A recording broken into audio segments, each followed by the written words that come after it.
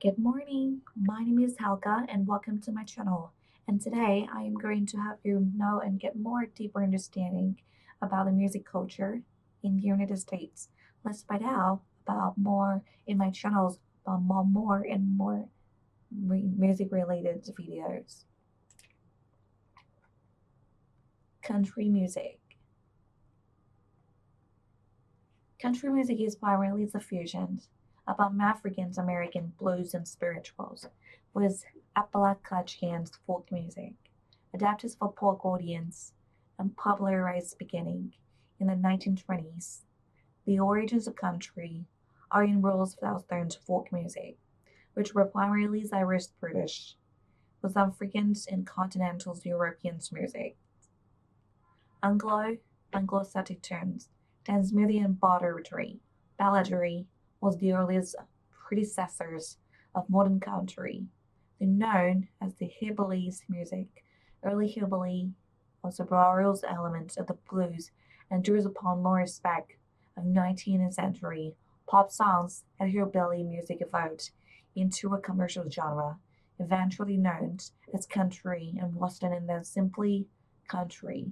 The earliest country instrumentations revolved around the European derived fiddles and American derived banjo, with the guitar later added. String instruments like the ukulele and steel guitar became commonplace due to the popularity of Hawaiian musical groups in the early 20th century.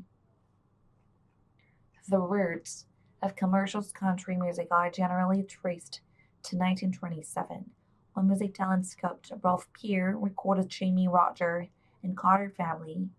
Popular success were very limited, though a small demand for some commercial recording.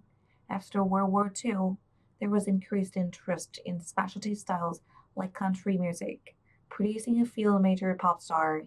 The most influential country musicians of the era was Hank Williams, a bluesy country singer from Alabama.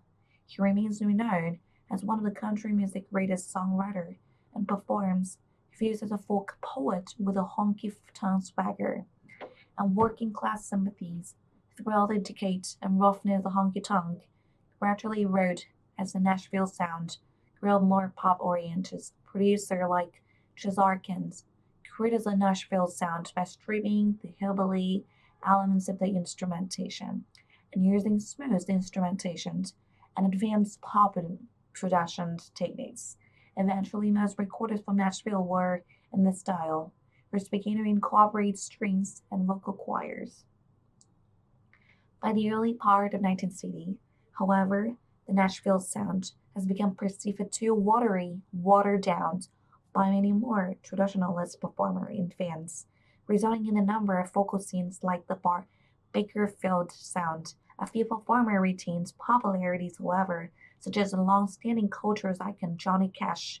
The Bakerfield sounds began in the mid to late 1950s when performers like Wayne Stewart and Buck Owens began using elements of Western swing and rock, such as the breakbeat in their music.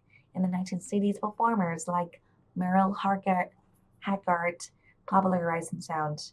In the early 1970s, Haggard was also part of outlaw country, alongside singer-songwriters such as Willie Nelson, Waylon Jennings. Outlaw country was rock-oriented and lyricals focused on the criminals' antic at the performers, in contrast to the clean-out country singer of the Nashville sound. By the middle of the 1980s, the country music charts were dominated by pop singers, alongside Renaissance revival of honky-tonk styles country, with the rise of performers like Dwayne Yoakam. The 1980s also saw the development of alternative country, performers like Uncle Tupelo, who were opposed to the more pop-oriented styles of mainstream country. At the beginning of 2000s, rock-oriented country as remain among best-selling performers in the United States, especially Garth Brooks.